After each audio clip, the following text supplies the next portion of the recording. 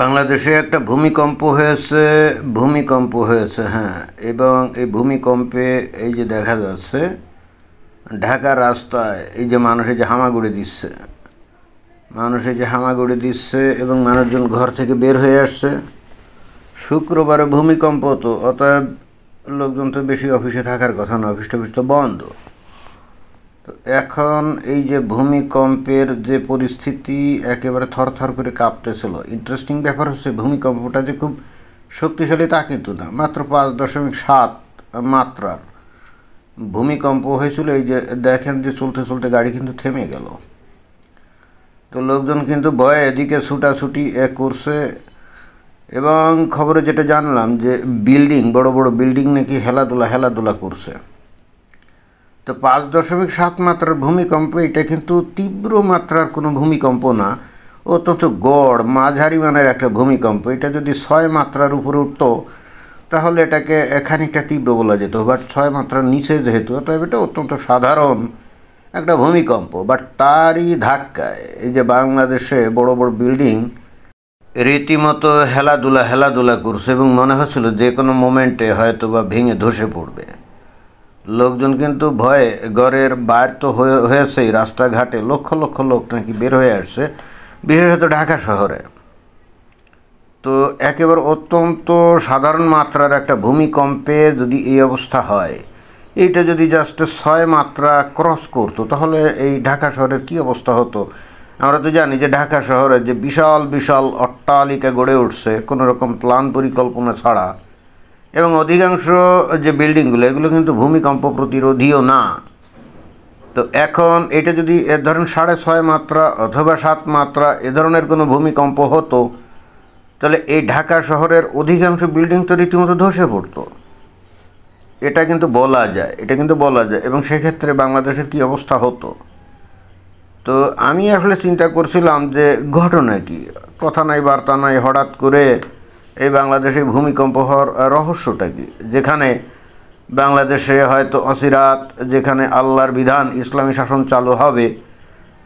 তো এই মতো অবস্থায় এই বাংলাদেশে আল্লাহর তরফ থেকে তো রহমত বর্ষণ হওয়ার কথা, কিন্তু সেটা না হয়ে এই ধরনের একটা ভূমিকম্প দিয়ে বাংলাদেশের মানুষকে এই যে সতর্ক করার এর উদ্দেশ্যটা কি। আমি কিন্তু চিন্তায় পড়ে গেলাম যে এর কি রহস্য হতে পারে। তাহলে কি বাংলাদেশের মানুষ সঠিক লাইনে নাই, অর্থাৎ সঠিক ইসলামী লাইনে নাই নাকি? আর ঠিক সেই কারণে আল্লাহ তাদেরকে ভয় দেখাচ্ছে, সতর্ক করে দিচ্ছে, এমনও তো হতে পারে।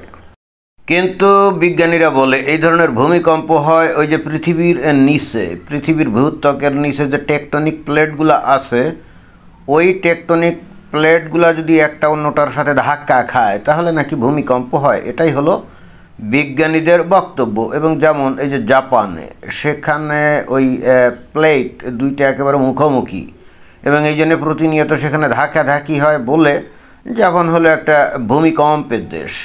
তবে হ্যাঁ, জাপানে এমন প্রাযুক্তিকভাবে তারা রাস্তাঘাট বিল্ডিং এগুলো তৈরি করছে যে সেখানে এই 5.7 মাত্রার ভূমিকম্পে সেখানে আদৌ কিছু হয় না, এবং লোকজন অত ভয় পেয়ে দৌড়াদৌড়ি করে না। ওখানে বস্তুত 6-এর বেশি যদি হয় তখন হয়তো তারা টের পায় যে একটা ভূমিকম্প হচ্ছে এবং কিছু ক্ষয়ক্ষতি হয়তো হবে, তখন হয়তো তারা একটু দৌড়াদৌড়ি করে। বাট এই ধরনের 5.7 মাত্রার ভূমিকম্পে তারা সেখানে কোনো কিছুই হয় না। তো বলা হচ্ছে এটা নাকি নরসিংদীতে এটার কেন্দ্র ছিল, মানে ভূমিকম্পের কেন্দ্র। বাংলাদেশের মধ্য দিয়ে বস্তুত এই ধরনের টেকটনিক প্লেট যায়নি, কিন্তু ছোট ছোট ফল্ট আছে, অর্থাৎ ছোট ছোট কিছু কিছু খাদ আছে। তো সেইখানে হঠাৎ করে অনেক সময় কম্পন ঘটে সেই ছোট ছোট খাদে, এগুলোকে বলা হয় ফল্ট। হ্যাঁ, আর এই যে বড় যে ফল্ট লাইন মানে হলো যে দুইটা টেকটনিক প্লেট যেখানে একটা অন্যটার সাথে মিশে গেছে, মানে মিশে ধাক্কাধাক্কি করে, ওই যে লম্বালম্বি যে অঞ্চল, ওটাকে আসলে বলা হয় ফল্ট। তো এখন এখানে আমি অত চিত্রটিত্র দিয়ে ব্যাখ্যা করার দিকে আমি যাচ্ছি না। তবে বিজ্ঞানীরা, মানে ভূবিজ্ঞানীরা তো ওটাই বলে যে ওই কারণে ভূমিকম্প হয়। বাট বাংলাদেশের মধ্য দিয়ে মেইন ফল্ট যেহেতু কোথাও দিয়ে যায় নাই, সেহেতু আমরা এতদিন ধরে নিয়েছিলাম যে বাংলাদেশে আর যাই হোক বড় কিসিমের কোনো ভূমিকম্প হবে না, এটাই কিন্তু আমাদের একটা ধারণা ছিল। কিন্তু বাংলাদেশের মধ্যে ওই যে ছোটোখাটো টাইপের ফল্ট আছে, যেটা নাকি ওই যে এখন নরসিংদীতে নাড়ানাড়ি হয়ে ওখানে একটা ভূমিকম্প ঘটালো, তাই না? বাংলাদেশে যে অতীতে কখনো ভূমিকম্প হয় না বিষয়টা এমন না, অতীতে কিন্তু বাংলাদেশে ভূমিকম্প হয়েছিল, এবং যে কারণে এক সময় 100 বছরেরও বেশি আগে, না 100 বছর না, প্রায় 150 বছর আগে এ ধরনের একটা ভূমিকম্প হয়ে 1800 কত খ্রিস্টাব্দ আমি ঠিক স্মরণ করতে পারছি না, তবে সেটা মিনিমাম 150 বছর আগে এরকম একটা ভূমিকম্প যখন হয়েছিল তখন এই বুড়িগঙ্গা নদীতে নাকি সুনামি হয়েছিল, এবং যে পানি উপরে উঠে বহু ঘর বাড়ি ইয়ে করে নিয়ে গেছিলো, ভাসিয়ে নিয়ে গেছিলো, এবং 4-500 লোকের নাকি মৃত্যুও ঘটছিল। এবং ব্রহ্মপুত্র নদী নাকি আগে যে অঞ্চল দিয়ে বইতো ওই গতিপথ নাকি পাল্টে যায়, এরকম বক্তব্য বিবৃতি আছে। বাট আমি আসলে এত পরিসংখ্যান নিয়ে ঘাটাঘাটি করা এই উদ্দেশ্যে ভিডিওটা না। আমার বেসিক্যালি যে ইয়েটা হলো যে 5 আগস্ট 2024 সালের পরবর্তীতে বাংলাদেশের যে মমিন মুসলমান, এখন তো আমরা জানি যে বস্তুত জামায়াত ইসলামী ক্ষমতা চালাচ্ছে ওই ডক্টর মোহাম্মদ ইউনূসকে সামনে বসিয়ে, তাই না? এবং তারা তো ইসলামী রাজনীতি করে, এবং তারা তো বস্তুত বাংলাদেশে ইসলামী শাসন কায়েম করবে, এবং ওদের ভবিষ্যতে হয়তো তারা প্রাতিষ্ঠানিকভাবেই ক্ষমতা নিয়ে সেটা কায়েম করবে। তা আল্লাহর বিধান যেখানে বাংলাদেশে প্রতিষ্ঠিত হবে, তাহলে আল্লাহ তো বাংলাদেশের উপরে সন্তুষ্ট থাকার কথা, তাই না? কিন্তু সেটা না করে আল্লাহ কেন পরীক্ষা নিরীক্ষা করছে? কেন কথাটা বললাম দেখেন, কোরআনে আল্লাহ কি বলছে?